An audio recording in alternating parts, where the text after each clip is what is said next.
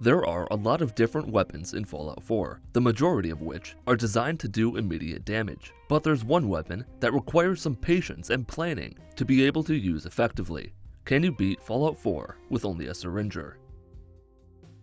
Seeing as the Syringer is a weapon based on syringes, I decided to be an old man and named myself Arthur Bernard Chesterfeld, because Arthur Bernard Chesterfield wouldn't fit, and to prove that I know my ABCs. Regarding special, I put 9 points into intelligence to level up faster and to get access to the gun nut perk as soon as possible. Perception and luck are worthless, and charisma at 5 to have lower prices when buying presents for my grandson. I noticed before leaving that there isn't an animation of Nora picking up Shaun. She goes from standing in front of the crib to holding him, but you can't finagle the camera enough to see her pick him up. I tried to bring a tricycle I stole into the vault with me, but it disappears into the Shadow Realm just after passing the bridge. So I settled on a cone, went down into the vault, and my cone was gone. The usual vault stuff happened: frozen, murder, theft of an inanimate object, and waking up inside the freezer. Just a wholesome good time all around. Escaping the vault is as easy as putting a rake in the lake. Just slam the doors closed behind you so the radroaches can't bite off your kneecaps, snag the Pip-Boy, and you're out of the vault. As always, my first stop was Sanctuary to check on Codsworth and to up my endurance because why not, and begin destroying what remained of an already destroyed neighborhood. I wasn't gonna go crazy with the wood this time. I didn't even have the Idiot Savant perk. I only cut down a couple dozen trees and put down like 650 fence posts. It leveled me up a few times. I picked the few perks I could that would benefit me early on, mostly regarding the amount of damage I can take, and left to head towards Diamond City. I went ahead and let Preston clear out the area in front of the Museum of Freedom, let Trudy kill the raiders giving her trouble, and pressed onward. Like most gimmick weapons that are a complete nightmare to use, the Syringer is only available in a few locations. There are actually about a dozen different places where you can find a Syringer, but I'll have to go to Diamond City anyway, so why not just get my weapon from there? Paladin Dance bravely fought off a small army's worth of ghouls while I stood on top of a sign and laughed about how savagely they beat him. I looted all the corpses he'd made, left, and eventually arrived at Diamond City, where I spoke to Dr. Sun and finally bought my Syringer. Now, here's the thing about the Syringer. It is awful for a few reasons. The first is that, unlike, say, the Commie-Whacker or the Fat Man, there are no damage-boosting perks that apply to it. Rifleman boosts the damage of non-automatic rifles by 10%, but not the Syringer. Bloody Mess provides a flat 5% boost to all damage, except for the Syringer. None of the weapon modifications affect damage either, because why would they? And to make matters worse, you can't find any ammo for the Syringer. You can't buy ammo for the Syringer. You can only craft it. The most useful syringe is the Bleed Out syringe that does 30 damage over 10 seconds. It requires 1 fiberglass, 1 oil, and 1 steel to craft. I'd scrapped just about everything I had, bought some junk from Trash Can Carla, and only had enough to craft 8 Bleed Out syringes.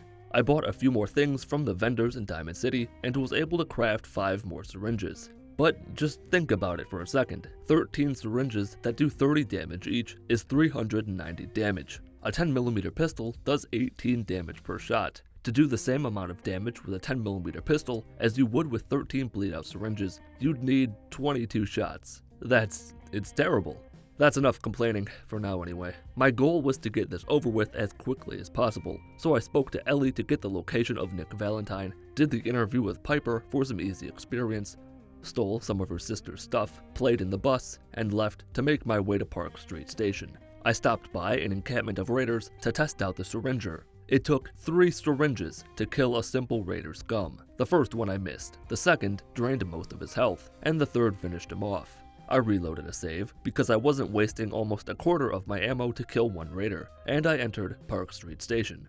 I started to use the syringes themselves on the triggermen, but it became obvious that it would be ridiculously impractical jokers to only use the syringes. I'd have to spend hours and hours farming materials just to get enough syringes to clear out Park Street Station.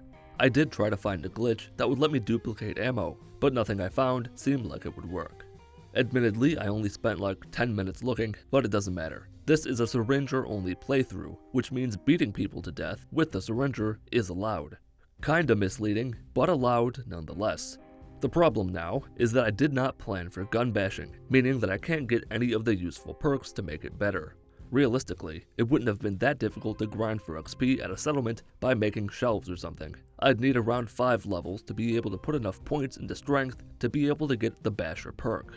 I'll spoil the surprise and tell you that I never did that. I did, however, keep pushing my way through the Triggermen until I got to Dino. I gave him an injection of probably irradiated nonsense, rescued the bobblehead, and began making my escape with Nick. The remaining Triggermen weren't too bad. Some die in one whack, some take several, but gun bashing doesn't drain that many action points. By the time you've done one and can do another, most of the points have regenerated, so you can pretty much bash as quickly as the game will let you.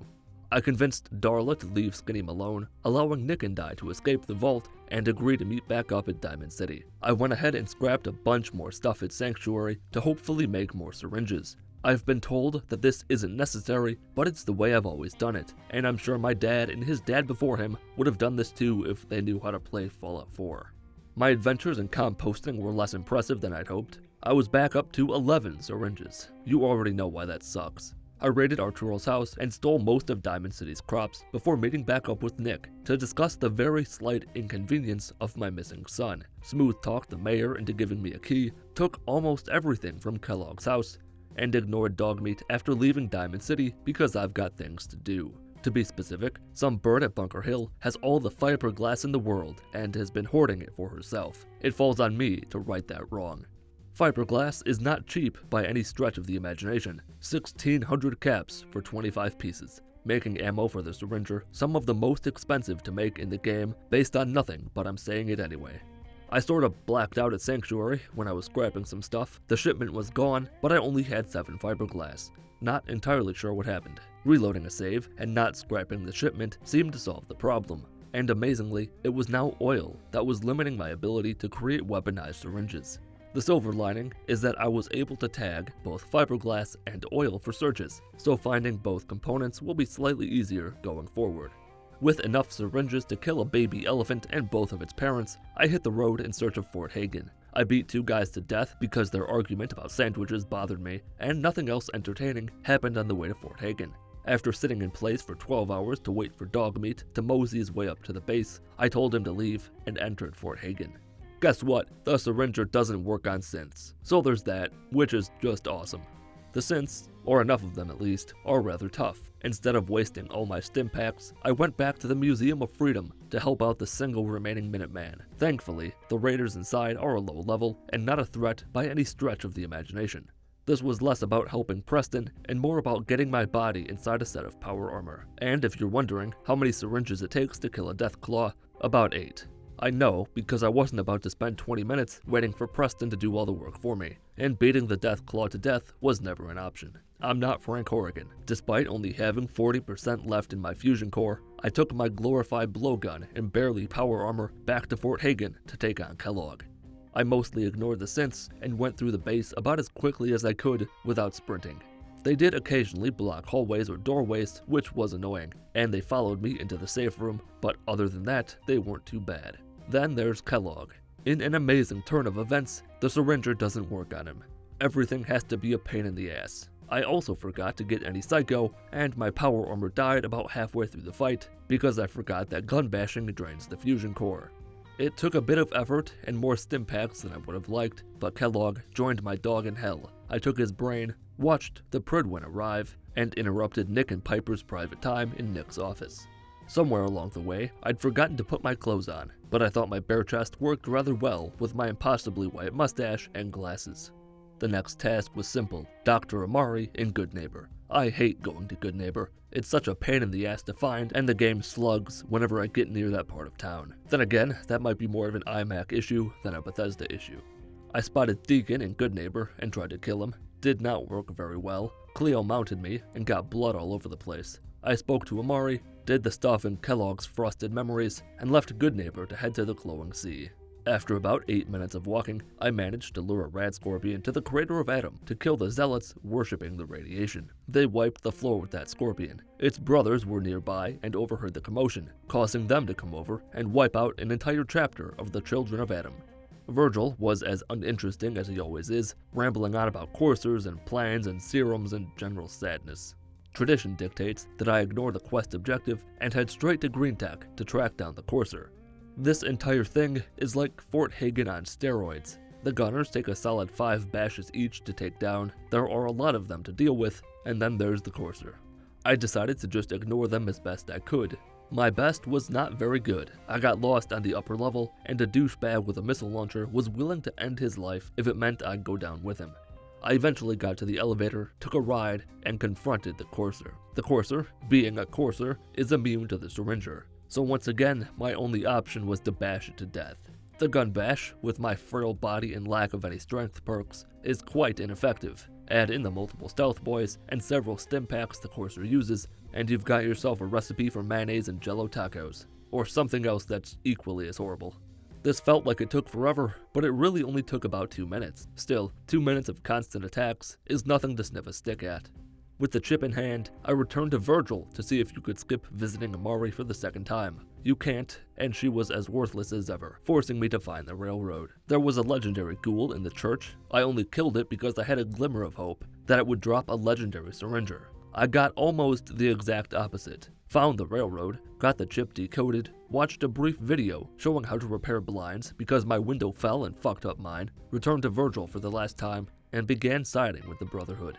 Logic would dictate that I side with the Institute. Any other faction will have me fighting synths who are immune to syringes. But I sided with them last time, and I didn't feel like doing it again. The Minutemen are monotonous, and the Railroad has you working undercover for the Institute or the Minutemen, so the Brotherhood is the most interesting choice. Before I could get the Interceptor built, I had to go with Dance to ArcJet Systems, which was interesting for the sole reason that I could actually attack while I was in there. Dance did most of the work, but I was able to take credit despite doing next to nothing, which is something I'm great at.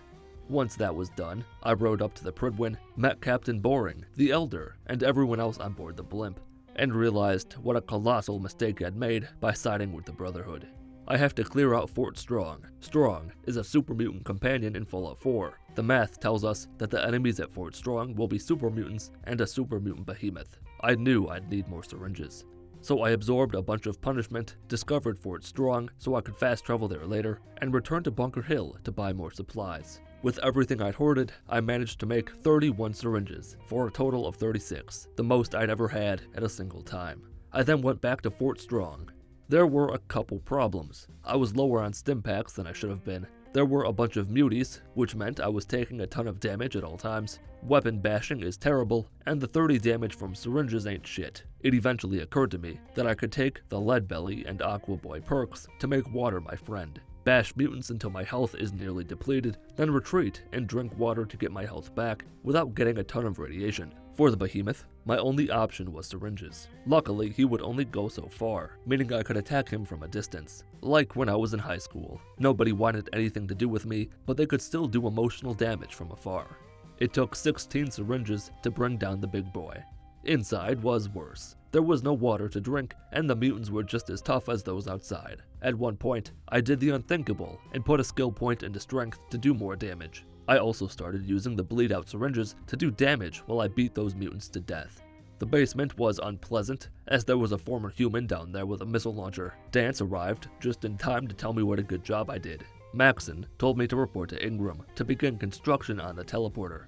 I had a slight issue getting enough generators, and I got the cords all tangled up, but aside from that, and Ingram being a stupid idiot by being in the way, I got it constructed easily enough and went inside the Institute. The robot boy had white hair, just like Father and actual Father. I convinced him that I was on his side, then double-crossed everyone by assassinating Dr. Madison Lee. What really happened was that she got caught up in the crossfire when I accidentally beat her to death. At least that's what Maxon thinks. Ingram explained to me that Liberty Prime is their secret weapon and sent me to find Dr. Skara. She was supposed to be in Diamond City. Now she resides in a bowling alley ran by robots with ironic names. I tried to kill her too, just to see what would happen, but you can't. The player can truly do whatever they want, except for, like, a lot of things, because that many branches in a quest line is impossible. From there, I had to find a high-powered magnet. This was very suck. It was sorta my fault, mostly not my fault. I decided, after what I went through at Fort Strong, that I wasn't going to fight my way through all the super mutants. That, in and of itself, isn't the worst thing to deal with. Just run past them all until you get what you need. problem is, the door I needed to get through was locked, and I didn't know where the key was. Oh, and a super mutant suicider followed me inside, and if I stopped moving, it would catch up to me and detonate, causing death, among other things. It took me about 10 minutes and several reloaded saves to figure out where the key was. Then I actually had to get the souvenir magnet, which wasn't actually that bad. I went back to the airport, built the magnets, and was sent back into hell to find a bunch of nukes. They really want me to face my fears. The situation inside Sentinel's site was similar to what happened a few sentences ago. A lot of baddies that I chose to ignore instead of fight got in my way. The bigger hindrance here was the ghouls blocking my path. Thankfully, none of them were glowing ones or legendaries, so I could find the nukes, plant the signal, and get out of there without thinking about breaking out the shot glasses for my Drano. Liberty Prime was finally back online, but all is not well. Friends become foes in this episode of Dragon Ball Z. Paladin Dance has gone rogue, and it's up to me, the person who knows him better than anyone else, the person who just met him a few paragraphs ago, to track him down. And of course, by track him down, what I mean is mindlessly follow the waypoint. For a change of pace, I didn't kill Dance, and convinced Maxon to spare his life. Buzz Lightyear can now be my companion at any time, and all that stands between me and the end of this wretched existence is obliterating the railroad. I took Dance's power armor that was still on board the Prydwen, and went to the Old Norse church to make God cry. The railroad agents, for the most part, were complete pussies. Most took 3 hits to defeat. The idiots with names inside Railroad HQ were tougher, Glory especially, but they weren't too bad. I'd have syringed more of them, but I was down to 2, and I didn't want to waste them. I did waste 1 on Glory, just to see if it worked. It didn't. After they were finally gone for good, I quite literally spent 2.5 minutes staring at a goddamn loading screen. You know that thing that happens when you don't move for a while, where the camera starts panning around your character? That's what I saw after the loading screen. That's how long it was. All that's left is the beryllium agitator. Getting inside the building didn't make me want to blow my brains out too many times. The elevator was broken, I fixed it by flipping a switch, grabbed the agitator, and fate threw a curveball.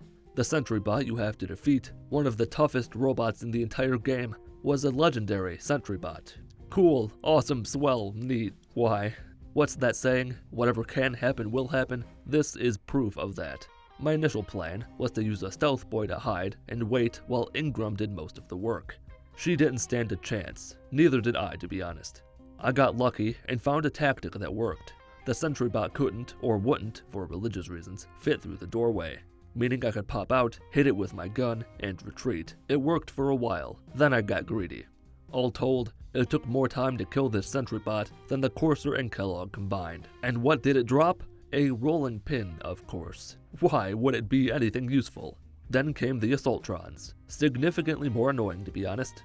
Not because there was 2 of them, but because they do this thing where they put up their forearm as it spins, which blocks any melee attack you do. It felt like I could only do damage every 5 or 6 hits. The rest of the time they'd block it. So fucking frustrating. But once they and the cousin of Deputy Weld were dealt with, it was finally time to take the fight to the Institute.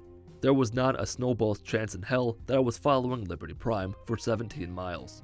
Instead, I fast traveled to somewhere near CIT ruins and waddled my way to the ruins where Liberty Prime and everyone else were fending off hordes of synths. Father did the announcement that you do when you side with the Institute, something I never noticed before, which is actually a neat little detail. And I enter the Institute for the second and last time to end it all. As you probably saw coming, I was not going to fight the synths inside. I was too tired, lazy, and pissed off to do anything remotely badass. I did convince Father to give me the code to shut down some of the synths, and then glitch the game.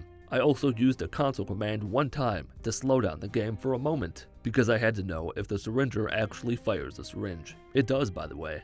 And then I shot Father right between the eyes. I knew this bitch was a synth. Since the syringes didn't work on robots, I bashed his head off, pushed through to the reactor room, planted the charge, got teleported to the safety room, for the first time ever, told the kid that he could come with us, and got teleported to the safety of a roof, where, as the Institute was engulfed in flames, I bashed Elder Maxon in the face and beat Fallout 4 with Only A Syringer.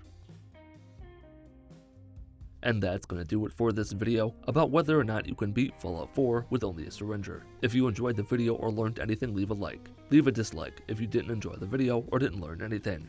Thanks to the Champion tier supporters as well as the other channel members for helping make videos like this one possible. join the Mitten Squad Discord server through a link in the video description. Follow me on Twitter at Mitten Squad. My name is Paul of Mitten Squad. Have a wonderful day.